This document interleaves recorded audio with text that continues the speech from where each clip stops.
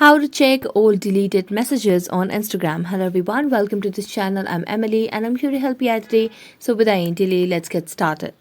So first, make sure you have stable Wi-Fi connection on your device. After that, launch the Instagram application. Make sure you're logged into your account.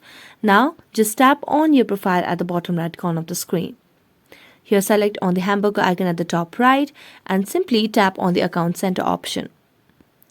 As you do that, scroll down and here you can see the option of your informations and permissions. So tap on it. Here, you'll be able to see the option of download your information. So tap on it and here you can just tap on download or transfer information. Select the account that you want to get the information from. So I'm going to select on the Instagram account and then tap on next. Tap on all available information.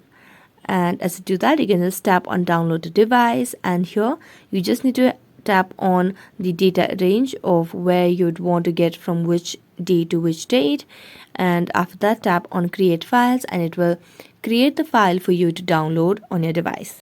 So that's it. Thank you so much for watching this video. See you next time.